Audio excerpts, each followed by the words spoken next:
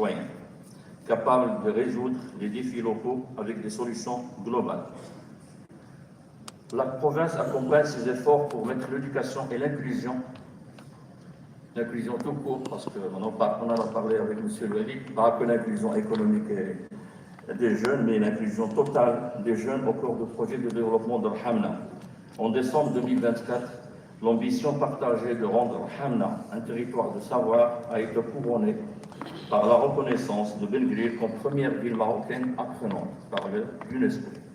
Cette distinction internationale vient saluer l'engagement constant de l'université et de la province, mais celui de toutes les collectivités territoriales et de la société civile en faveur de l'éducation tout au long de la vie, de la citoyenneté active et de la cohésion sociale.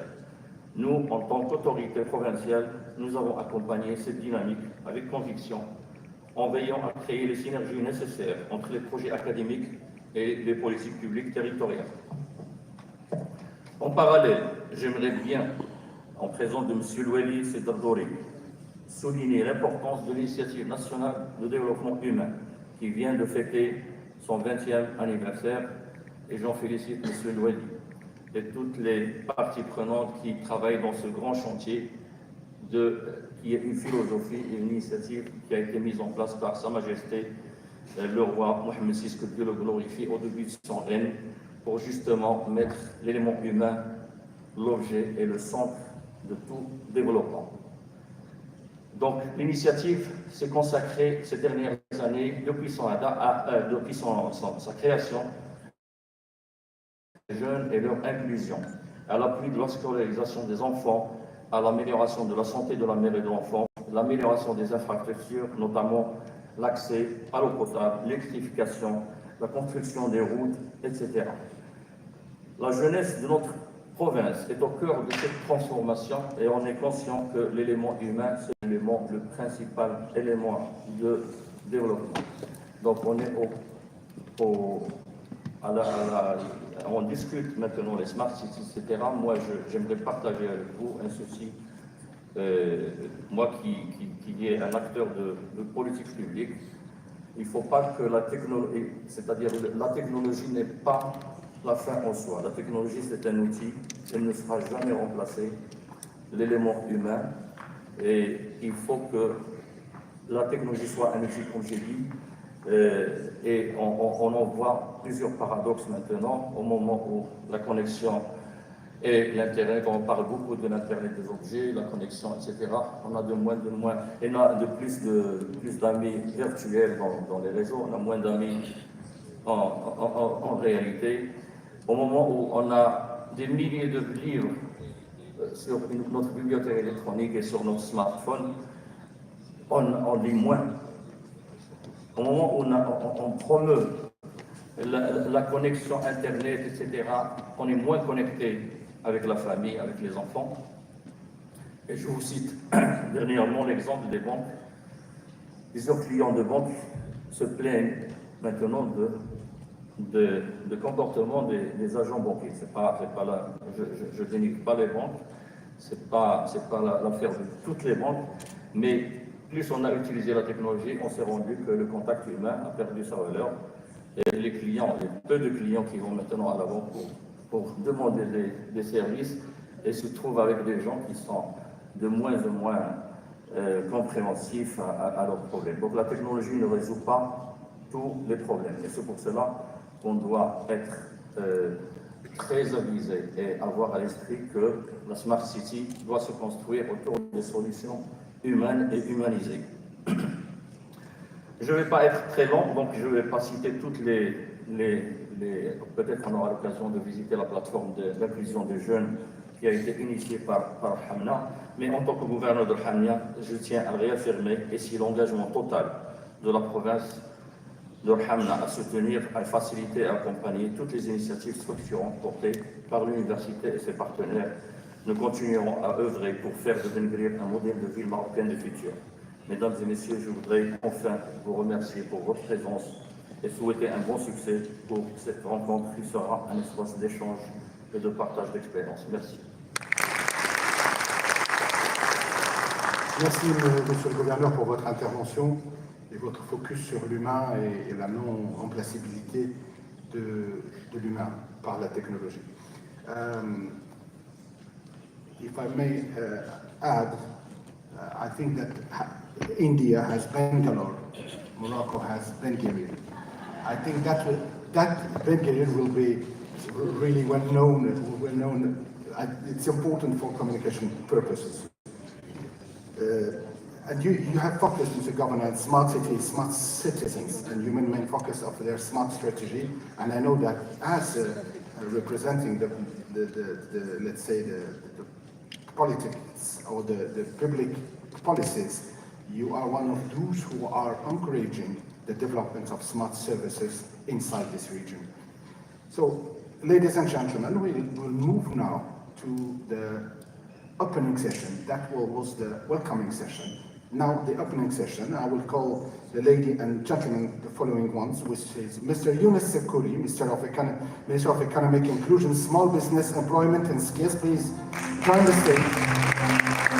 Mr. Omar Shafki, Director of the Benguerir Hydraulic Agency, who is representing the Ministry of Equipment of Water. Please. Mr. Mohamed Dardouri, well in charge of national coordination of the National Initiative of Human Development.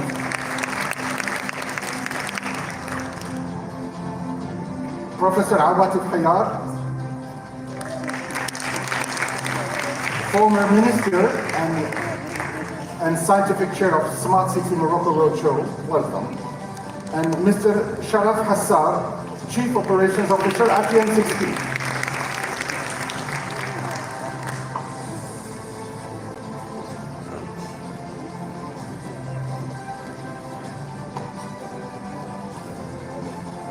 Please join me to welcome Ms. Awatif Khayar, who is one of the key actors of this important event, a former minister and currently scientific chair of this important city, Smart City Morocco Roadshow. And I will immediately give the floor to Mr. UM6P, Minister of Economic Inclusion, Small Business, Employment and Skills. The floor is yours, Mr. Minister.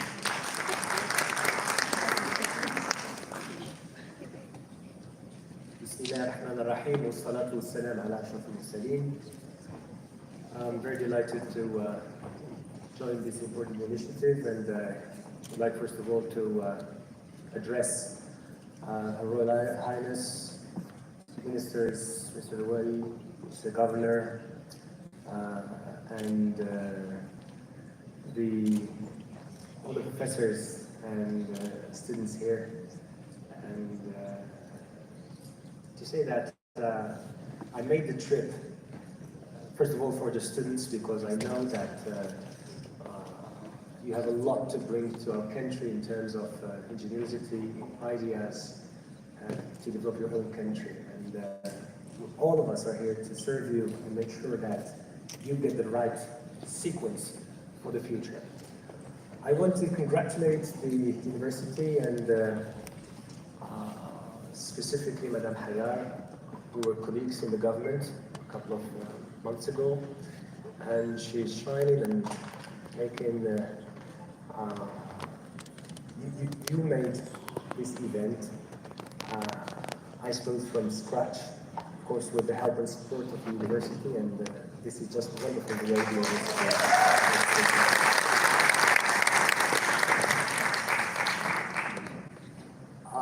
I'd like to bring a perspective to the discussion that is not necessarily an expert perspective. I believe we're most eminent experts, and I'm not the one who's going to talk about smart cities in terms of technology, in terms of connectivity, in terms of mobility. But I like to bring a political perspective that we can extend to a social and economic and development perspective. And I like to put into debate a couple of questions so that we make sure that we're framing the topic the right way, corresponding to the emissions of our country and of our society, and making sure that the tests that we need to undergo need to be bold tests, so that we make sure that what we design as academia, political leaders, eminent specialists, connects to the needs and wants of the people. I believe that the topic that you selected is definitely an important one, but at the same time, it's a topic that is not necessarily well addressed at the political level. We see a lot of initiatives, pioneers, governors, mayors of cities, NGOs, universities, doing a lot. But still, smart cities is not at the heart, is not the full prerogative or competence of local government in our country. And this brings into debate, what can we do at the legal level to make this shift happen as quickly as possible? Because when we talk about smart cities, we definitely talk about redesigning and reshaping the social contract and the urbanistic contract. And in this contract, we have a couple of objectives or priorities.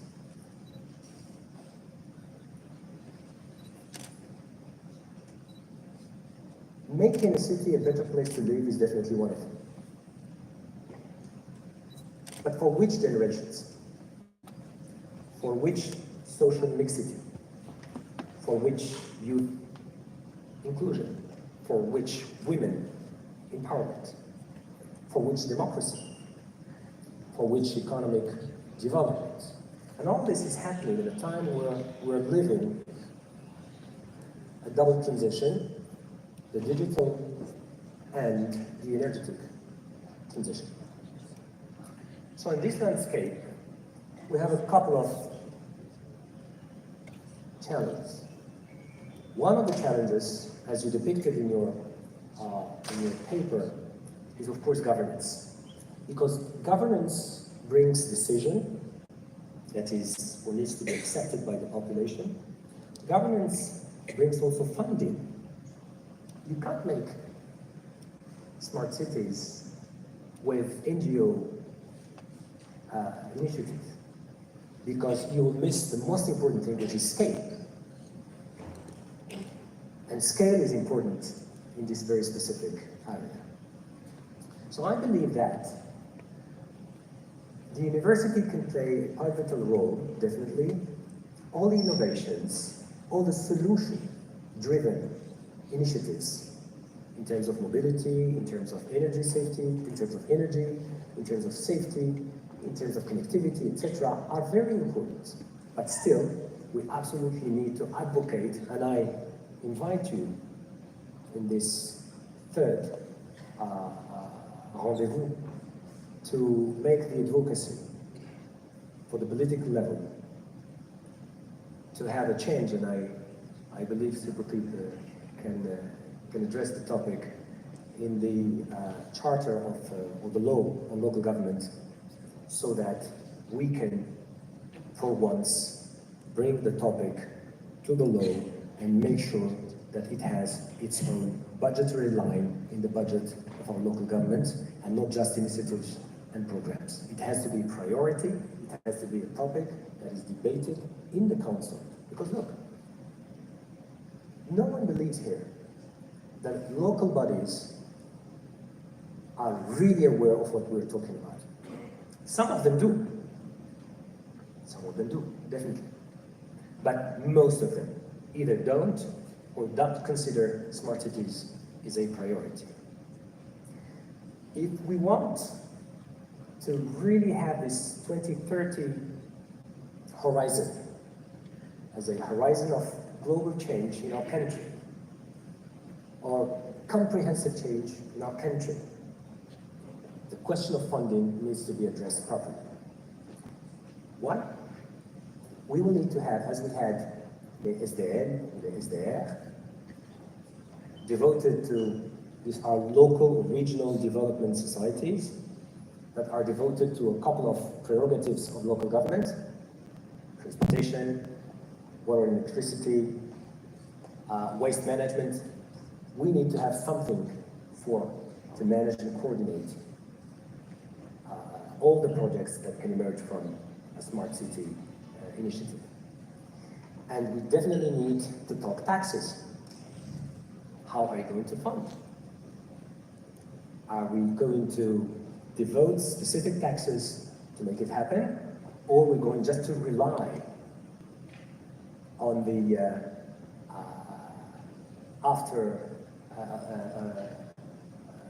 on the EBITDA, let's say, so which is already a real issue, because all our communes and regions are not necessarily beneficial in the budgets. So I think that we need to shed a light on this very specific area if we want the topic to be addressed correctly. I have two other areas to cover very quickly. One of them is, and I want to make an announcement here. We believe that the smart people, as the governor was talking about, especially the Z generation, the youngest generations in general, they want to live in the present.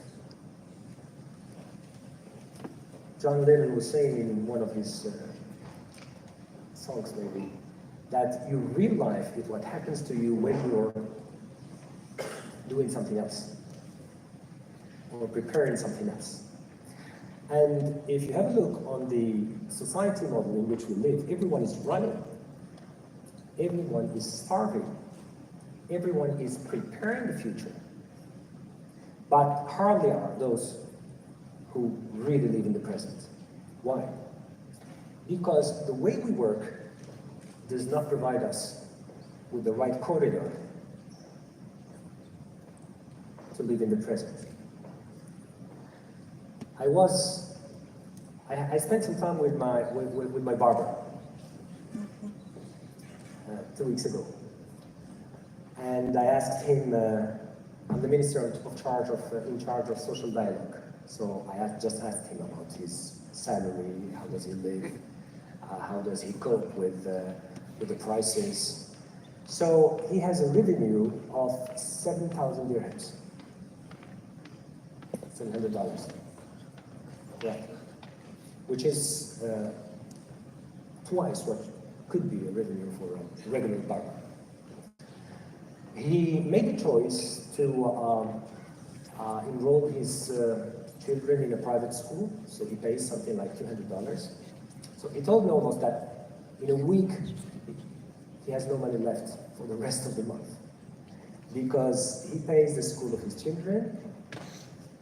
He spends something like $150 to $200 for the house commodities. He gives his mom $550, his wife, he doesn't work, $40, and he pays one or two things with something like $100 or $150. So in a week, he's got absolutely no money. So his choice was to stop working at 5 and to provide services through InDrive from 5 to 7 or from 6 to 8 or whatever, 2 or 3 hours. So in these 2 or 3 hours, he has an extra revenue of $10 of Saudi. And in his mind, the $10 are already affected. They redirected to the 30% is for the car, and 70% is for the house. So people are really looking for new ways of work. We need within this project of smart cities, to redesign the relationship that we have with time in terms of transportation, optimizing our lives, and optimizing our work. This is why the first announcement I'm making to you is that we are changing the labor code, hopefully by October, November, anyway, before the end of this year, in order to introduce, amongst many things, two things: the distant work and the part-time work. But we're not changing the law just to fix the timing and the logistical conditions and the of these two specific types of work. But we want to dig inside a little bit deeper and see what happens to the fiscal incentives that we have. For instance, if you have a physical work, you have an incentive of mobility. La prime de déplacement, ça dépend de... So, of course, if you work from your house, I mean, the company cannot pay you this specific incentive. So the idea is to see this how can we repackage the fiscality of work in order to adapt it to smart people, smart citizens, and smart workers. And by this specific initiative, we can spare time for people so that they live differently, they rebalance their lives, and maybe they have a better revenue. Smart cities is also investment. But smart cities is a political will that we don't have into our political programs as political parties, and it needs to be part of the vision of the next decade. Ladies and gentlemen, I would be very delighted if, when reading the output of this big endeavor, we can find some paths that would encourage a government, local government, to be more impactful. But for that, please keep in mind that we need initiatives on scale. Merci.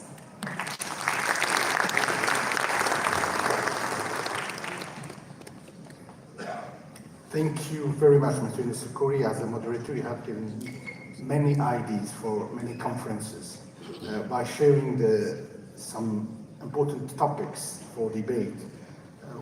We have talked about the smart cities not as a redesigning and reshaping the social contract. Governance, sure, it is not an NGO initiative, it's a governmental, it's politics.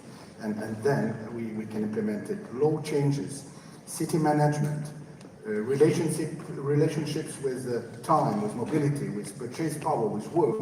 So a lot of ideas. Thank you for your insights. So the second speaker is representing Mr. Nizar Baraka, who is the Minister of Equipment and Water, and who wanted to be here today, but he unfortunately is. We are calling his agenda. He couldn't attend this important meeting, but we have with us Mr. Omar Shafki, Director of the Hydraulic Agency, and he will read his speech. Thank you. Welcome, Mr. Omar Shafki. Merci for votre présentation. Merci beaucoup. Tout d'abord, c'est un plaisir pour moi d'être à l'Université Polytechnique 2006. Fleuron national, continental et international. Donc, Monsieur Nizar Baraka, le ministre de l'Équipement et de l'eau, il m'a chargé de le représenter à cette importante conférence et de donner lecture de son discours. Monsieur le Président de l'Université UM6P Polytechnique, Mesdames et Messieurs les ministres, Monsieur le Wali, Monsieur le Gouverneur, distingués invités, honorables assistants, chers étudiantes et étudiants. Tout d'abord, permettez-moi de remercier Monsieur le Président de l'Université UM6P Polytechnique pour l'invitation à participer à la conférence de clôture du Smart City Morocco Roadshow 2025 pour présenter la stratégie nationale de l'eau et l'innovation dans la gestion des ressources hydriques. Et je tiens à le féliciter pour le choix des thématiques qui reflètent parfaitement l'urgence et la pertinence des enjeux auxquels nous sommes collectivement confrontés. Mesdames et Messieurs, le monde entier fait face à des défis hydriques majeurs et notre pays y est également confronté. Certes, les précipitations des derniers mois ont apporté un soulagement, mais ils ne peuvent en aucun cas effacer la réalité structurelle de la rareté de l'eau, ainsi que les épisodes récurrents de sécheresse qui ont sévi dans notre pays depuis quelques dizaines d'années, dont la plus sévère est celle que nous vivons depuis 7 ans. L'urgence d'une gestion efficiente, innovante et durable des ressources en eau est plus pressante maintenant que jamais. La transition vers un avenir résilient et intelligent du secteur de l'eau est impérative. Cette transition repose principalement sur l'innovation comme un facteur clé. Mesdames et Messieurs, le Maroc, sous la vision éclairée de Sa Majesté le roi Mohamed VI, que Dieu l'assiste, a fait de l'innovation et des nouvelles technologies un pilier important pour le développement et l'adaptation de tous les secteurs, notamment le secteur de l'eau. En effet, le discours prononcé par notre souverain à l'occasion du 25e anniversaire de son ascension au trône a mis en lumière l'importance de l'innovation dans la gestion de l'eau. Début de citation du discours royal. Nous tenons à souligner la nécessité d'encourager l'innovation dans le domaine de gestion de l'eau et de mettre à profit les nouvelles technologies y afférentes. Fin de citation du discours royal.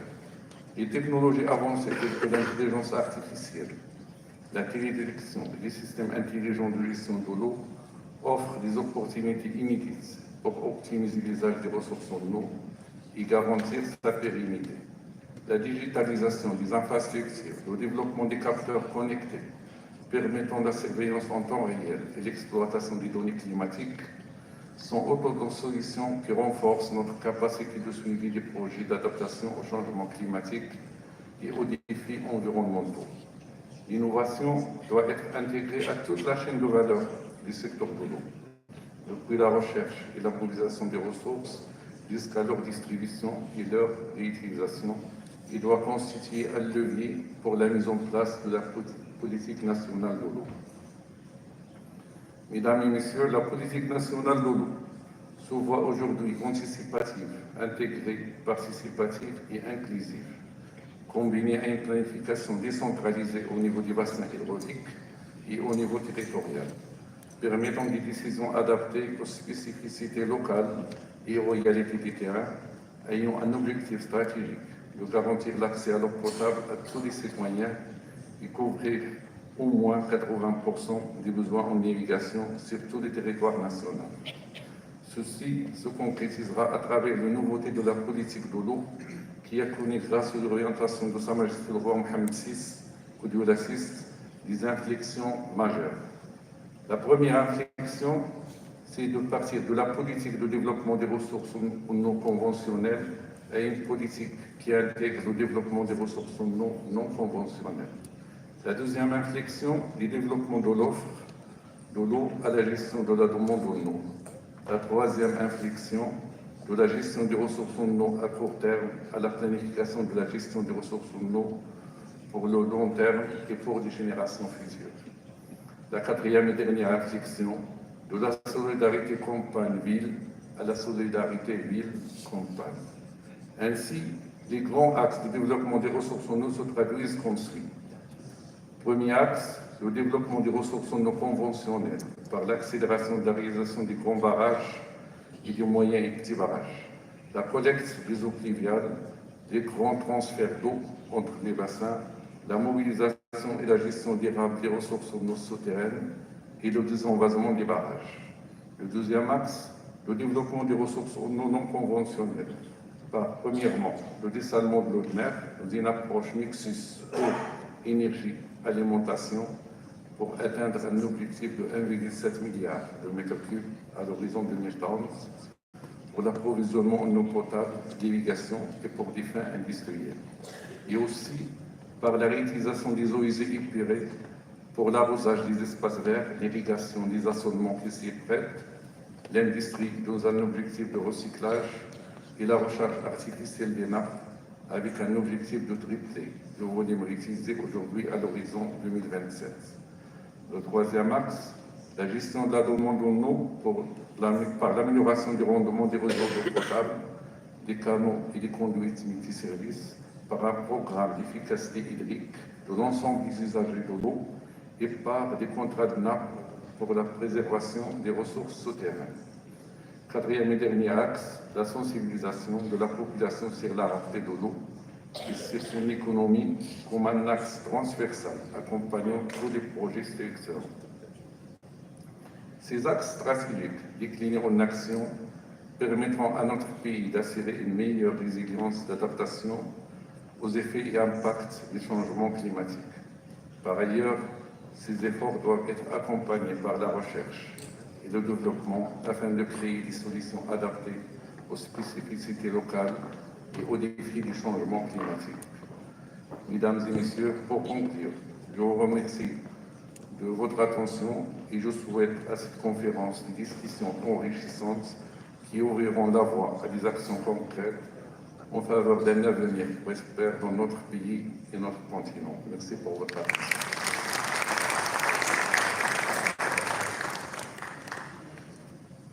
Thank you, Mr. Omar Shafri, Director of the Regulatory Hydraulic Agency, representing Nizar Baraka, Minister of Equipment and Water. Thank you for highlighting the issue of water and focusing on how innovation, technology is important for the next steps of this important issue for Morocco. Now I will have the pleasure to give the floor to Mr. Mohamed Dardouri. He's well in charge of national coordination of the National Initiative of Human Development. And please, let's welcome him and a big applause because ANDH is celebrating his 20th anniversary and are recognized as one of the most important human development initiatives of the past 20 years. Please welcome with me Mr. Dardouri.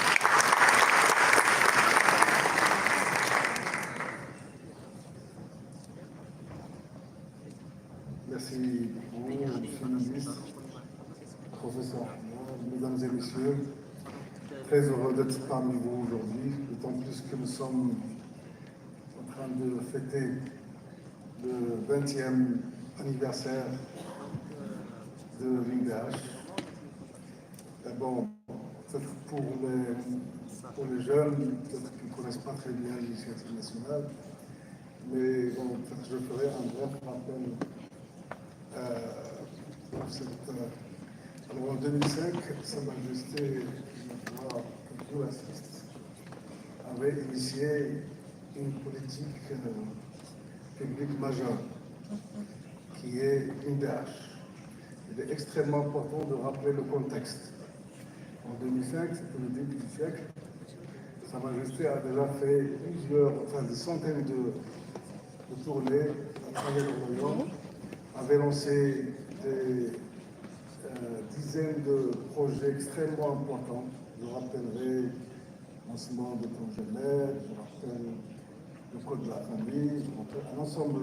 Mais après toutes ces tournées, il a remarqué effectivement qu'à travers le territoire, et en ayant vu les Marocains sur le terrain, il y avait quand même quelque chose à faire. Et tout ce qui a été fait, peut-être qu'il laisserait les gens, certaines personnes, sur le monde. C'est pour ça que cette initiative a été lancée, d'abord pour adresser un certain nombre de problématiques. Lorsque je parle par exemple de lutte contre la pauvreté, alors dans le temps, on ne reconnaissait même pas qu'il y avait la pauvreté au Maroc. C'est extrêmement important. Parce que 20 ans, donc lutter contre l'exclusion, lutter contre la précarité. Alors toutes les personnes à besoins spécifiques, des enfants qui avaient des problèmes, par exemple, l'autisme, des choses comme ça, n'étaient pas prises en charge. Et donc, un ensemble de problématiques qui étaient là et qui n'étaient pas tout à fait touchées par tout ce qui a été lancé jusqu'à là. Mais aussi, extrêmement important, l'impulsion du capital humain de génération en nombre. Et l'originalité de l'UDH, parce que on peut dire que, bon, voilà, il y a des départements qui sont là, il y a des institutions, au niveau de l'éducation, au niveau de la santé, au niveau...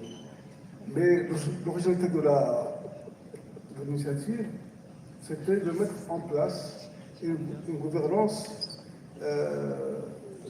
quand même où il y a beaucoup d'innovation. D'abord, une gouvernance qui part du terrain et qui fait associer l'ensemble des acteurs, à savoir la société civile, les représentants des populations, mais aussi l'administration. Et bien sûr, on part du local pour arriver, plutôt que la plupart des politiques publiques qui partent du centre pour arriver au local. Troisième chose extrêmement importante qui a aussi caractérisé cette initiative, et c'est là où peut-être il y a de faire, c'est qu'aujourd'hui, lorsqu'on voit des problématiques de développement, il y a une offre qui est là. Parce que les gouvernements, différents gouvernements, les ministères ont développé beaucoup de choses en matière d'offres. Lorsqu'on voit les écoles, les hôpitaux, tout ce qui est développement de l'emploi, etc. Donc il y avait une offre très riche. La demande était là, donc les ménages. Mais il n'y avait pas tout le temps la rencontre entre les deux. Pourquoi? Parce que lorsqu'on a analysé, on a trouvé qu'il y a des centaines de variables qui constituent des freins à cette rencontre, des freins au développement. Et ces freins au développement, si je prends par exemple l'exemple de la santé, aujourd'hui, le ministère de la Santé a développé tout un système qui va jusqu'à la santé primaire. Et je prends l'exemple, par exemple, qui a été adressé par l'UDH, c'est la santé mère-enfant. Aujourd'hui, il y avait jusqu'à 2019, jusqu'aux assises, et heureux d'avoir M. le ministre de l'Intérieur avec nous, parce qu'il se rappellerait bien de ces fameuses assises qui ont été organisées en 2019 sur la petite enfance.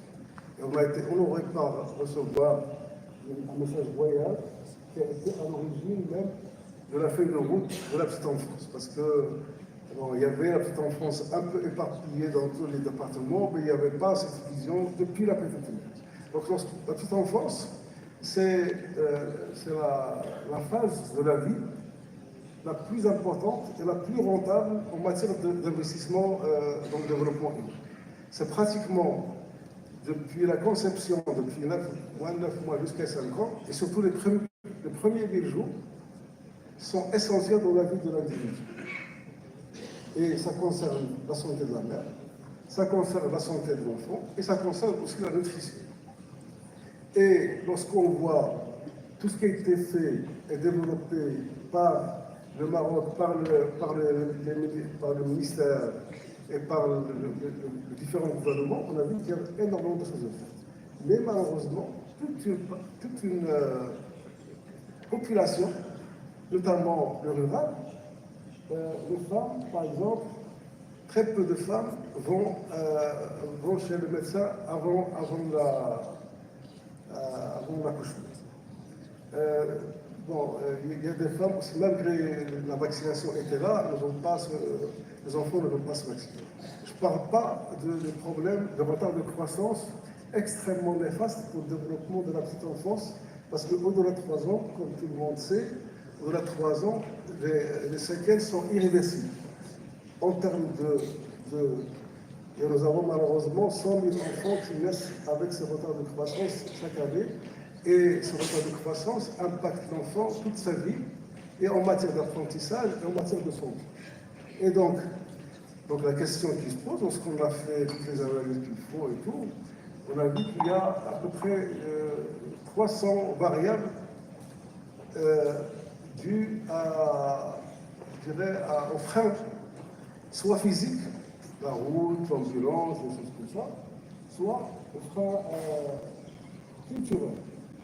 Parce que la femme ne va pas à l'hôpital, parce qu'elle est considérée qu'une femme qui va à l'hôpital, qui n'est pas en bonne santé, donc, etc., etc. Et donc toute la problématique de l'IDH, donc l'IDH n'est pas là pour se substituer à un département ou à une institution, mais elle est là pour faire atterrir les politiques publiques développées par ce département, là où il doit atterrir. Donc, je le disais à ces motifs qu'avec nous, quand vous voulez l'IDH, parce que les ministères font arriver ces politiques publiques au fil de l'eau. Mais dès qu'ils trouvent la première montagne, ils s'arrêtent. Alors l'IDH essaie de prendre cette politique publique pour la ramener là où il faut.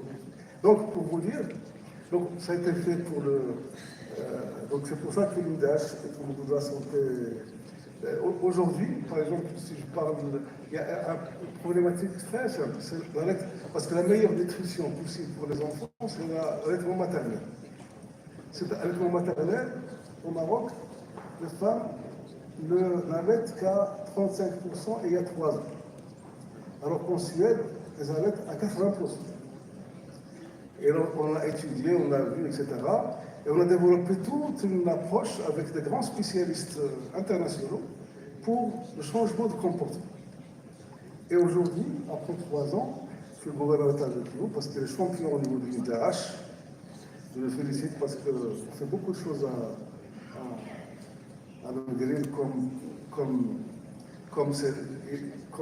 il innove partout, donc il innove aussi en matière de développement humain.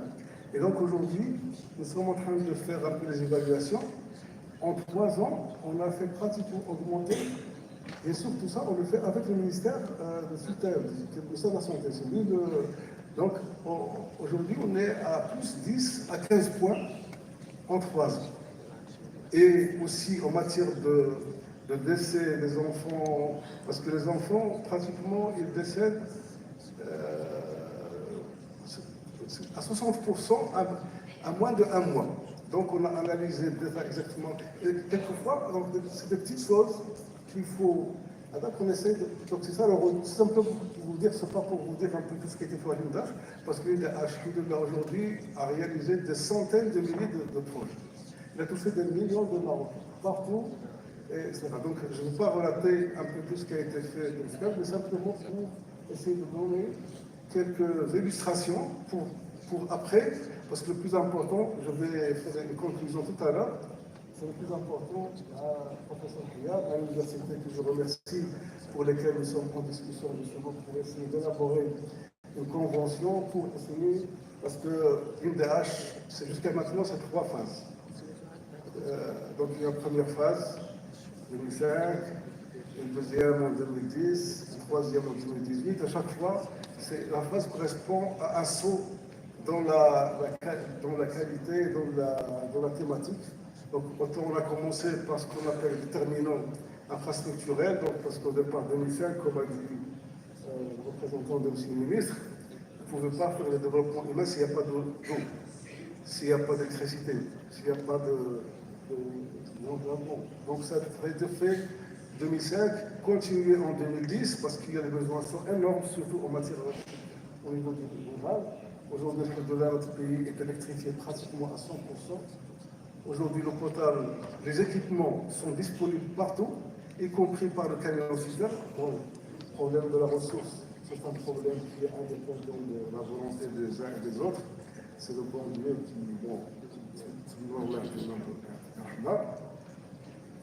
etc.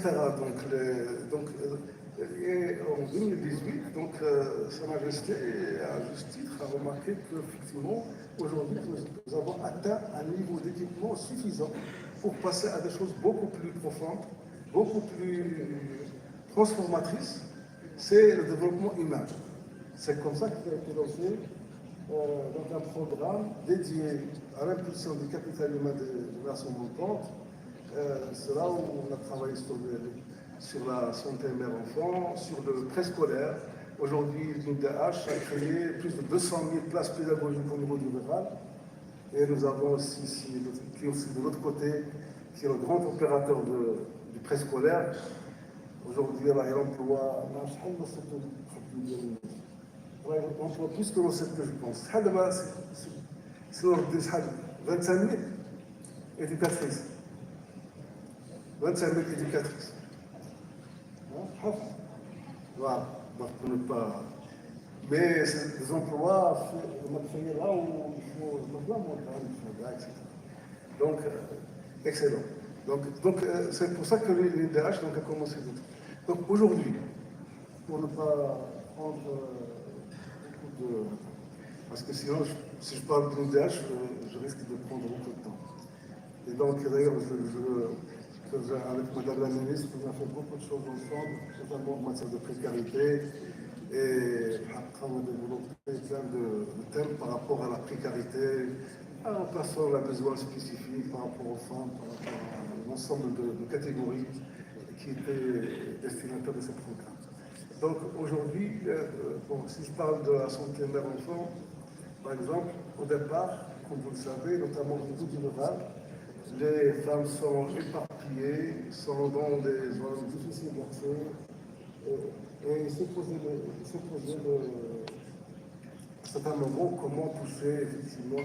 Donc on a commencé à monter des cabines télémédecine, on a commencé à équiper même les femmes de bracelets pour essayer d'enregistrer toutes les constantes de santé, parce que beaucoup de femmes avaient des problèmes. Donc, etc. Donc, on a fait plein de choses aujourd'hui, au niveau de la troisième phase, plein d'essais, plein de tests, Aujourd'hui, Inch'Allah, nous sommes en train de passer à une autre phase qu'on voudrait beaucoup plus développer, beaucoup plus inclusive.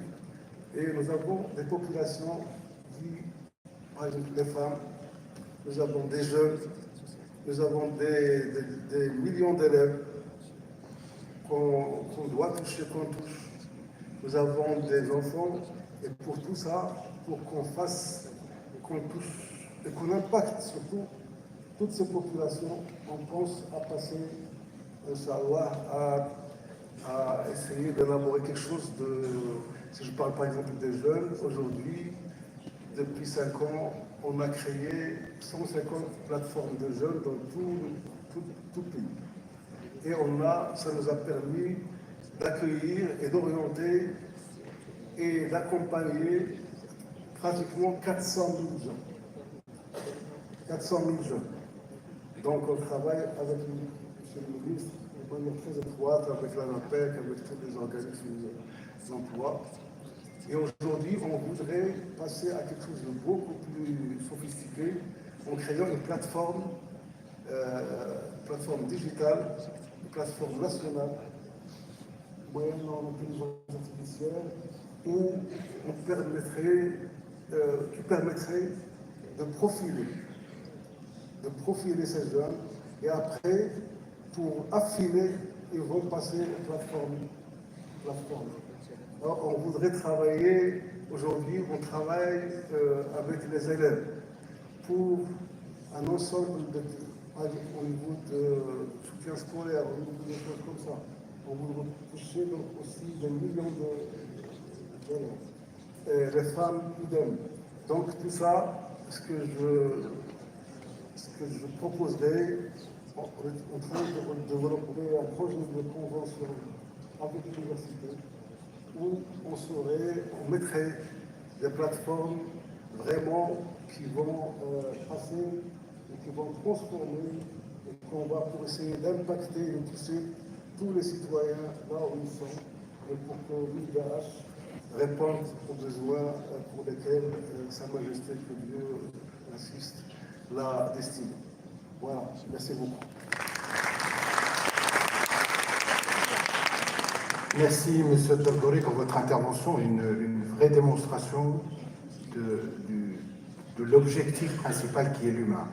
Very important. And I invite all of those who have not visited yet the website of ENDH to do it. There is a clear explanation about the strategy, about the vision, which started for more than 20 years. It's my pleasure now to give the floor to the Professor Awatif Hayar. She's the former Minister of Solidarity and Family, and now she's the Scientific Chair of Smart City Morocco Roadshow. Ms. Hayar, welcome. The floor is yours.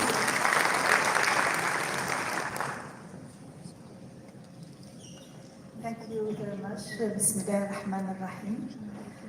Mr. the Minister of Economic Inclusion, Small Businesses, Employment and Skills. Very important. Monsieur le Gouverneur, the Governor of Rahamna, thank you for welcoming us here in this innovative city of Benguerir. Monsieur le Ministre Boutayeb, thank you for being with us. Monsieur Loueli, of the National Initiative for Human Development. Monsieur le représentant du ministre de l'eau, de l'équipement et de l'eau, thank you for giving the word of His Excellency, Mr. Nizar Baraka, Minister of Water, Equipment and Water. Monsieur Hassan Sharaf, Chief of Operation Officer of University Mohammed VI Polytechnic, Mr. Badou, Chef de Cabinet of Mr. the President. Thank you for University Mohammed VI Polytechnic for welcoming us today here in Benguerir and for making this Smart Cities Morocco Roadshow happen. Your Highness Princess Katarina, Your Highness Moulay Islam Al-Alawi, Your Excellency, Madame la Vice-Présidente the former Vice-President of Colombie, Your Excellencies, Ambassadors, Monsieur Ambassadeur Kamo, Mr. Ambassador Ababu from Kenya, representative of delegates, representative from Africa, but also we have a representative from Korea. Welcome. Madame la représentante of the United Nations Fund for Development, Mr. the Chair, the CEO of FIWARE, our partners, Dell, NVIDIA, and Aquila, our guests, invited guests from worldwide, from Madame Anita, from former the Secretary of the United Nations, Mr. Carlos from Cambridge, Mr. Latif Ladid, a professor from Luxembourg, Mesdames et Messieurs, dear students, dear audience, ladies and gentlemen, representative of the press, Assalamu alaikum wa rahmatullahi ta'ala wa barakatuh.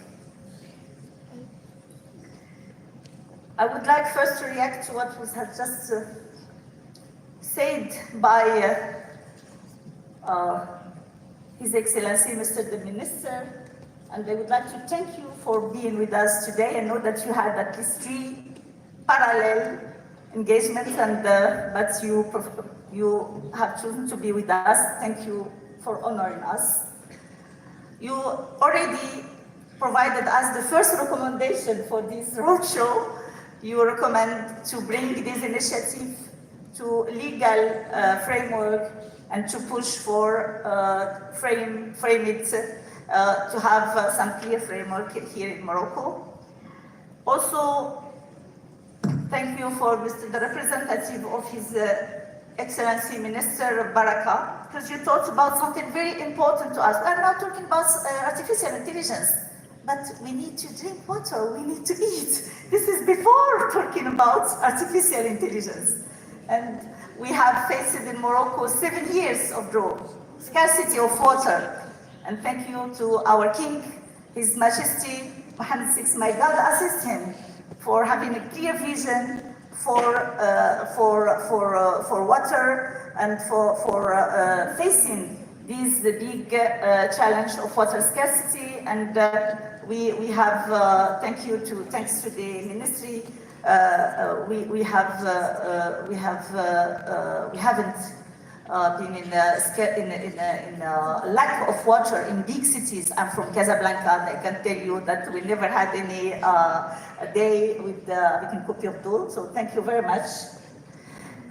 Also, we are also talking about artificial intelligence, but to do what? First, the most important thing is human capital. And thank you, Mr. Douali, for raising very, very important issue, which is human capital and human development.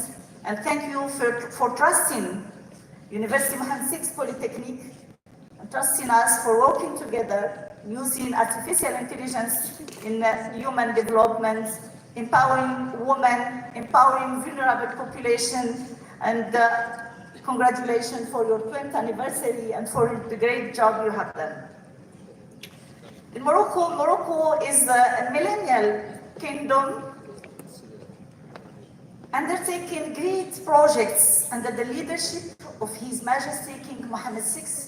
May God assist him, who since the first days, I would say, of her reign, give us a big ambition of setting the pillars of social states.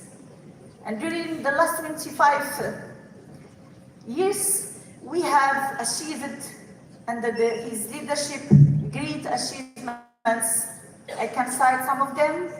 For us as women, Moroccan women, it was very important to have the family code 24, which has allowed to Moroccan women to access their rights, and this was a big change in our life.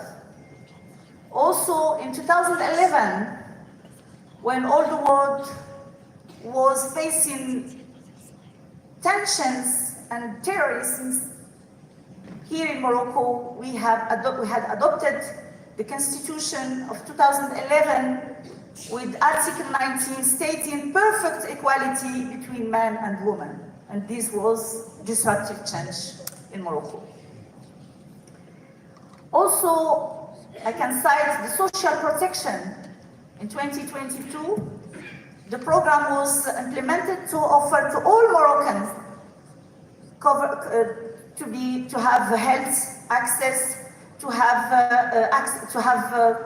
loans also for poor families. We have now 4 million families benefiting from this monthly support. This is something very important. It wasn't possible without digital infrastructure, and I can highlight here the work that was done by Mr. Minister Boutayeb at that time, which is the Register Social Unifié. You have contributed to that, and the RNP, which is a digital database where now we have more than 15 million Moroccan registered, and as I said, 4 million families. But 4 million families, it means at least something like 12 million Moroccan benefiting from social. It wasn't possible without digital infrastructure, because Morocco, how can you imagine to deliver in less than 1 year aids and financial aid to vulnerable families if you don't have digital? So Moroccan families registered to this online infrastructure of a social unified register, and of course a smart artificial intelligence algorithm work to select, given some fixed criteria, the poorest families, and in a very, very short time, we have, at the time I was at the government, we have succeeded to deliver aids to more than, as I said, 4 million families. This is great achievement, and it was thanks to digital. So I will try not to be too long, and I will say why we are now talking about a smart city roadshow. And by the way, before elaborating further, I would like to thank great teams from University Mohammed VI Polytechnic for helping us to make this event happening.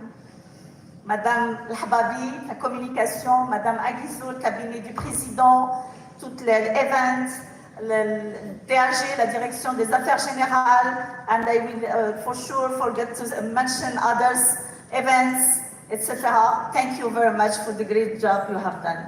You can.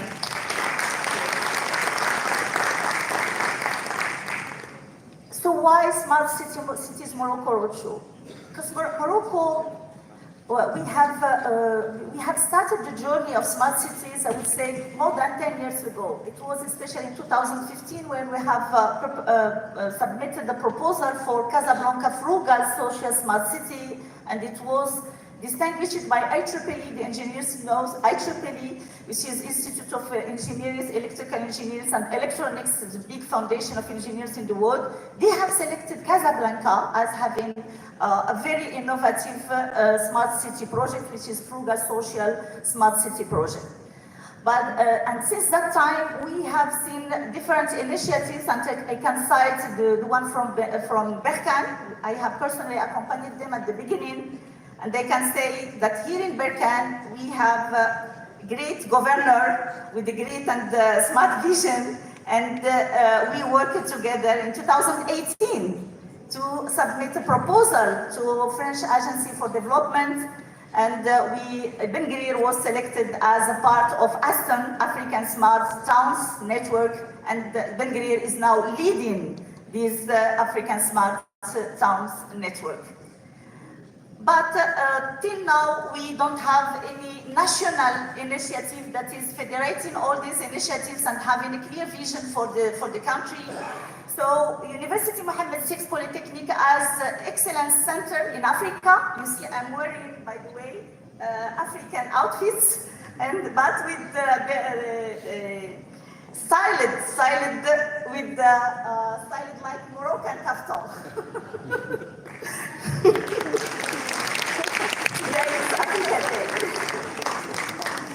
So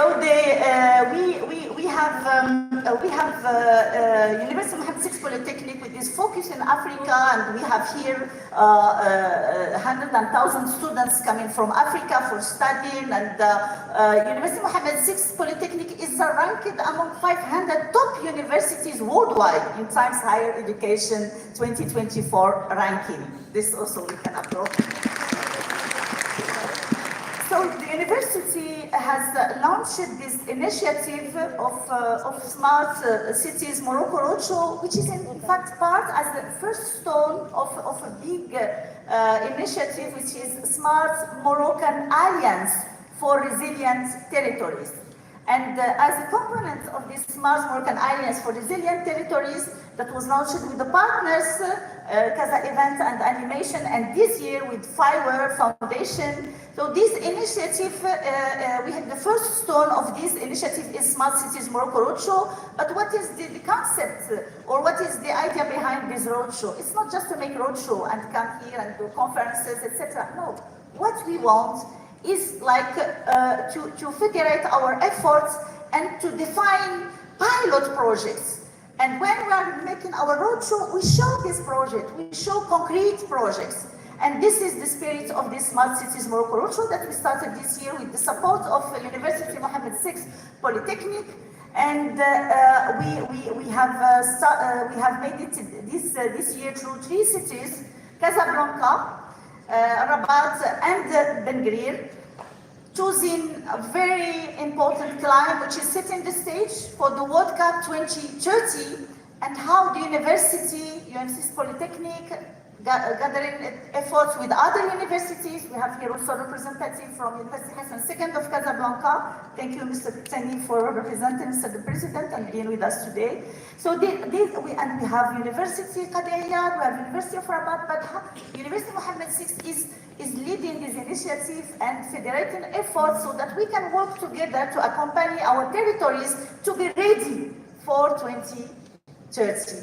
Because 2030 is tomorrow, and we need to be ready to welcome our guests and to make their life easy and to make their experience or visitor experience nice and happy. So the focus, as I said, is setting the stage for the World Cup 2030 and artificial intelligence-driven smart cities. And the themes that were discussed in Casablanca on 21st and 22nd of May, last 2 days, it was on smart mobility, but not only interoperability, how smart mobility can promote the territory, and so we call it connectedness and smart mobility. Also on sport tech, how we can use digital infrastructure to connect stadium from the Clôture stadium to the biggest stadium. You know that Morocco is building the biggest stadium in the world, which is the Stadium Hassan II.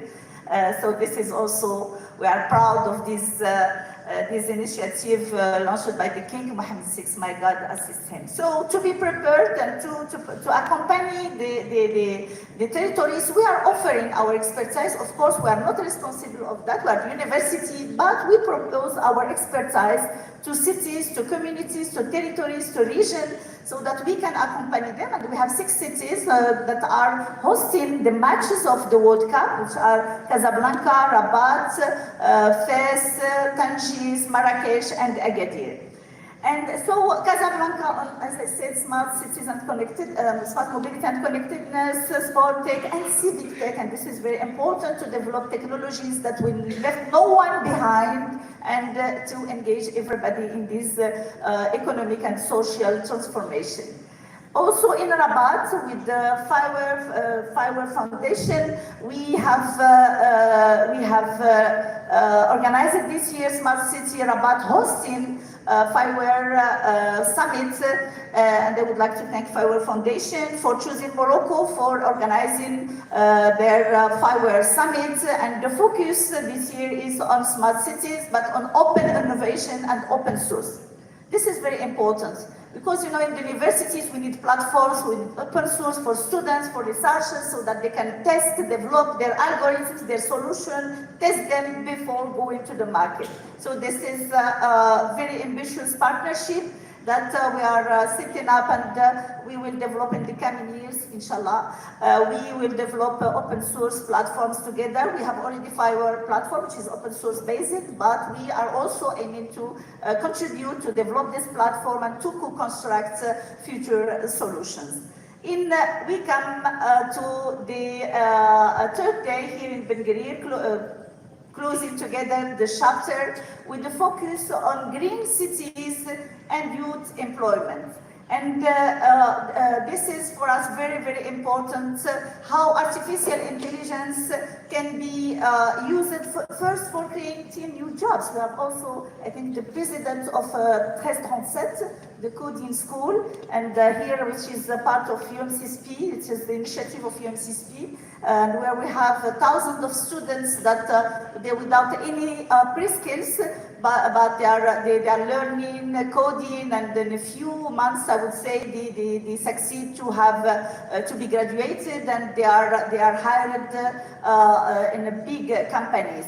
So this is a very important opportunities for you, chers jeunes et étudiants et élèves, for young people to have new jobs, because when we are talking about artificial intelligence, many people say, okay, we will lose our jobs. No, we will not lose our jobs. We will create new jobs, and this is it's like this since thousands of years. So some jobs are lost or disappear, and other new jobs are emerging. So new jobs in artificial intelligence, but not only, because artificial intelligence is also a lever for to develop other sectors. We talked about water, and I know that the Ministry of Water, they are now fixing smart meters. Smart meters everywhere dans les puits, is it?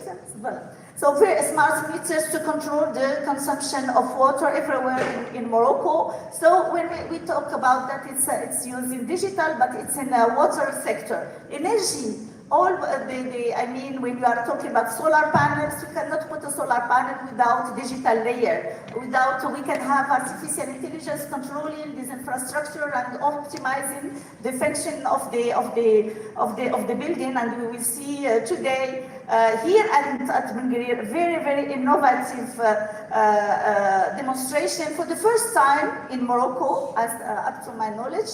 We are today demonstrating a digital twin of a smart campus at University Mohammed VI campus in Benguerir, based on artificial intelligence, and this is for us a big achievement, and we will generalize it in the future years here in the campus. But what we are ambition with our partners, with the governor of Benguerir, with other communes and cities that are contacting us, we want to scale up this solution and offer solution for optimizing and monitoring the city or the territory using artificial intelligence. So just to conclude my talk, I would like to wish you nice and pleasant conference and debate. We have a very rich program.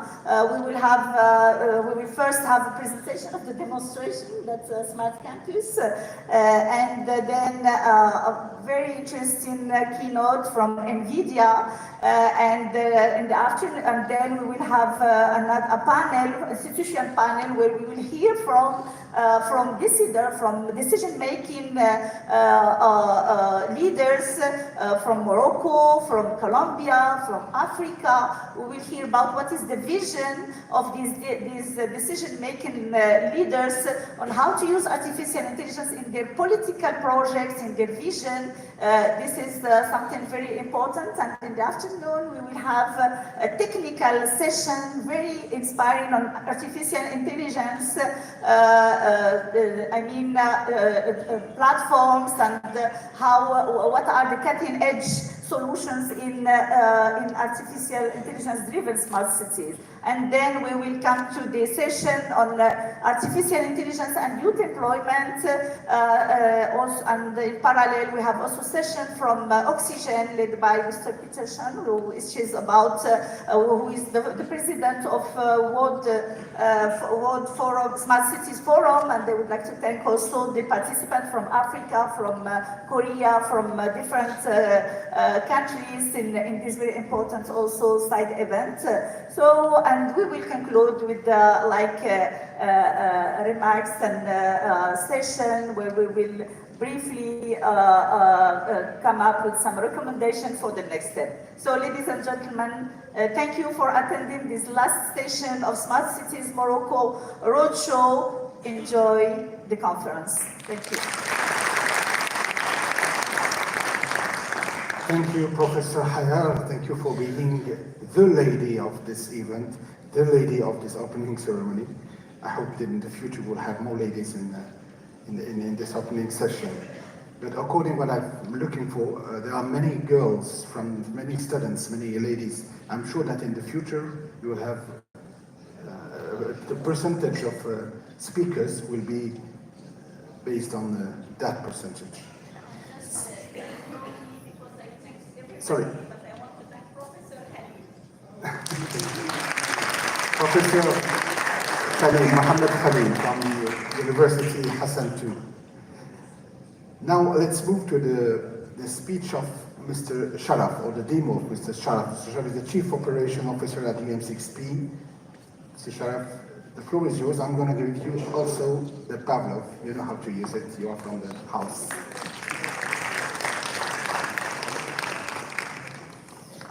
Bonjour à tous, Monsieur le Ministre, Monsieur le Joaillier, Monsieur le Gouverneur, honorable assistance.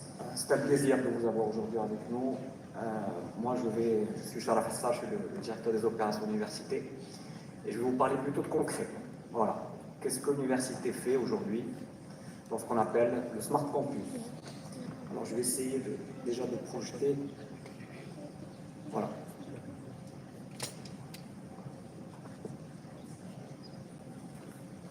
Alors, vous voyez que l'université, c'est à peu près 10 000 personnes par année qu'on doit gérer, donc entre 7 000 étudiants et à peu près 3 500 collaborateurs. Et donc, vous imaginez qu'il y a 10 000 personnes à gérer tous les jours. Donc, tous les jours, vous arrivez à l'université, vous rentrez, vous allez dans vos salles de cours, dans vos laboratoires. À midi, vous allez manger. Puis tout se passe bien, vous êtes en sécurité.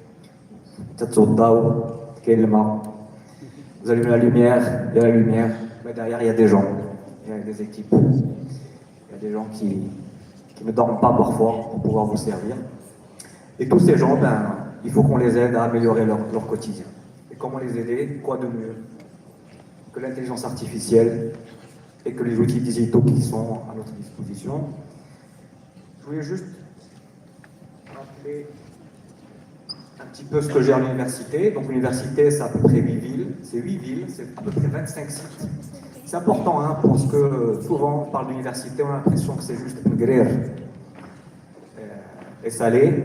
Alors, je dis Salé parce que c'est oui, donc je dis par rapport, hein. On m'excuserait, mais c'est comme ça. كاين اليوسفيه كاين الاسفي كاين الجرف كاين العيون كاين مراكش. Voilà, est-ce que ça c'est important de voir qu'en fait on gère à peu près 25 sites et donc tous ces sites, ben, c'est une gestion au quotidien qui fait qu'aujourd'hui sans ces nouveaux outils digitaux on aura du mal à assurer une prestation de haut niveau. Nous gérons à peu près un peu plus d'1 million de mètres carrés couverts. C'est important que vous ayez un petit peu des chiffres. J'ai insisté pour les avoir ce matin, pour que les gens puissent voir un petit peu ce qu'est l'université. Donc pour voir un petit peu, l'université c'est une grosse machine, c'est quasiment une ville à gérer, plus d'1 million de mètres carrés, c'est énorme. Et donc tout ça me ramène vers une phrase de Stephen Hawking, que vous connaissez, le physicien, qui disait que l'intelligence ce n'est pas seulement la connaissance, mais c'est aussi la capacité d'adapter la connaissance à la réalité. Et c'est exactement ce que nous voulons faire à l'université. Nous voulons adapter des outils qui aujourd'hui peuvent paraître pour certains un peu nuageux, mais là on voit concrètement ce qu'ils peuvent faire pour nous. Je regardais il y a 4 ans, je me rappelle très bien, je regardais une émission sur France 5, et il y a un scientifique qui disait quelque chose qui m'a choqué à l'époque. Il disait les outils d'intelligence artificielle, l'intelligence artificielle, le digital, est assimilé à l'invention de l'écriture pour l'homme dans le cadre d'un changement civilisationnel. J'ai trouvé ça très fort. Je me suis dit, bon, les Sumériens quand même ont laissé une trace dans l'humanité grâce à l'invention de l'écriture, et je me suis dit quand même, l'invention de l'écriture a été un changement énorme pour les êtres humains. Mais aujourd'hui, avec ce qu'on est en train de vivre, tous les jours, j'en suis en train de me dire que peut-être qu'il avait raison. Je vais vous donner un petit exemple qui est parlant. On a mis en place des robots qui font de la comptabilité aujourd'hui. Au niveau de l'université, c'est le premier au Maroc. Un contrôle TVA qui prenait 3 semaines à un agent prend aujourd'hui, je parle sous contrôle Signa, prend 6 secondes. Avec une accuracy de 100%. Ça, c'est du réel, hein, c'est ce qu'on vit tous les jours maintenant, c'est pas du théorique. Et c'est pour ça qu'aujourd'hui, Smart Campus pour nous est une réalité. Qu'est-ce qui va permettre à Smart Campus, pour être un peu concis? Il va d'abord permettre de la maintenance prédictive. Ce qu'on est en train de faire aujourd'hui, c'est qu'on est en train d'installer des capteurs qui vont pouvoir nous dire, le tuyau, l'idée ben, il va tomber en panne dans 1 semaine. Alors ça paraît un peu de la science-fiction, mais c'est une réalité. Il suffit de lui donner la donnée au constructeur qui dit que ce tuyau, là, ce câble a une durée de vie de 4 ans. Ben, au bout de 4 ans, moins quelques jours que vous définissiez, ben, l'outil va vous dire, ben, il faut le changer. Il y a aussi tout ce qui est la surveillance continue des équipements, les clim, les ascenseurs, les chaudières, l'anticipation des pannes grâce aux algorithmes, ça c'est bluffant, ça c'est exceptionnel. Vous avez des algorithmes qui sont capables de vous dire, tiens, je raterai de la panne avec une probabilité, et grâce à ça, vous pouvez faire de la planification, c'est extraordinaire. Bien sûr, moi je suis financé de formation, donc la réduction des coûts, hein, ça pour moi c'est la base. Ce qu'on cherche, c'est à être efficient, hein, c'est-à-dire à être efficace au moindre coût. Vous avez les optimisations énergétiques, la clim, le taux, ben, une salle vide, il n'y a pas de raison que la clim tourne, il n'y a pas de raison que le taux prenne chaud. Et donc ça, l'outil vous le permet. La durabilité, bien sûr, ben on est en plein dedans. Vous avez tout ce qui est les tests qu'on peut faire sur les équipements. On peut faire des tests virtuels, on n'a pas besoin de bouger les choses physiquement. On peut faire des tests, c'est ce qu'on fait aujourd'hui. On a aussi tout ce qui est archivage numérique, tout ce qui est accès rapide pour les audits, etc. La vidéo va vous parler plus que ce que je vous dis, je pense. Mais un ajout pour moi, le Smart Campus, c'est vraiment un moteur de transformation, un catalyseur de talent et un modèle pour les universités marocaine et africaine. Je voudrais juste rajouter un petit point pour ne pas être trop long. Chers amis, je souhaite vraiment profiter de cette agora pour remercier et apporter un hommage appuyé aux équipes des affaires générales. Ce sont les agents de l'ombre qu'on ne voit jamais. Tous les usagers de Jamia. Et donc je voudrais profiter de cette agora pour les féliciter, les remercier vraiment pour le travail exceptionnel qu'ils font. Je vous souhaite une bonne journée et j'espère que de Smart Campus l'année prochaine, quand on en parlera, on parlera de réalisation et plus de projection. Merci beaucoup. As one of the world's top 500 research universities, University Mohammed VI Polytechnic is committed to advancing knowledge and driving innovation, not only in research and education, but also in the way its campus operates and evolves. In partnership with Aquila, NVIDIA, and Dell, the university has introduced an AI-powered smart campus digital twin at its main campus in Benguerir, Morocco. This platform brings together data, artificial intelligence, and simulation to better understand and optimize building operations, supporting efforts to reduce environmental impact while improving comfort and safety for all who live, work, and study on campus. At its core, the digital twin is a dynamic living model of the campus. It continuously collects and processes data from energy systems, security infrastructure, and the surrounding environment, creating a digital foundation for smarter management and planning. This capability is made possible by combining Aquila's AI and data platform, NVIDIA's Omniverse 3D simulation engine, and Dell's high-performance computing. Together, these technologies enable real-time insights that extend far beyond building management, helping to reveal complex interactions between space, environment, and human activity. Through real-time connection with the campus's monitoring systems, the platform can analyze movement patterns of people across campus. This helps anticipate demand for energy and cooling throughout the day, contributing to more responsive operations and safer spaces. One of the most immediate applications is in HVAC optimization, where AI combines real-time data on occupancy and weather forecasts to simulate different energy scenarios, continuously and autonomously implementing the most efficient configuration. This allows the system to continuously adapt to changing conditions, improving performance while reducing energy consumption. Looking ahead, the potential of this platform reaches beyond the boundaries of the university. Designed for scalability, it holds promise for supporting the development of smarter, more sustainable urban environments. In Morocco, across Africa, where the university is helping to advance the conversation on technology and sustainability, and beyond. Through this initiative, University Mohammed VI Polytechnic is contributing to a broader conversation on how data, technology, and collaboration can help address shared challenges, from climate action to urban development. This is not just about creating a smart campus, it's about exploring how the insights gained here can help shape smarter, more resilient cities for the future.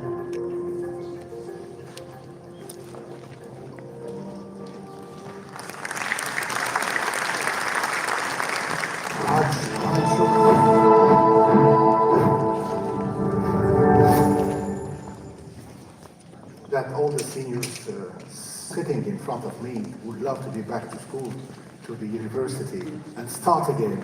It's amazing. I'm sure that all of you, even Mr. the Minister with multiple mandates, would love to be back to university. Certainly as a professor, but also as a student. So I think it's time now to visit and to have a demo, a concrete demo here at the UM6P. So we will allow, let's say, 30 minutes to all of us for a break, and those who will be visiting this demo, please join the team. And before leaving, I would like you to take a picture. Yes. Okay, the HSBM, the demo. So let's go for it. Let's go for a picture, a historical picture for this event. And the demo. Please, the keynote speakers, join the panel, Mr. Thomas. Yes, the governor. We will profit of the presence of the minister to have this important picture, please. You're welcome.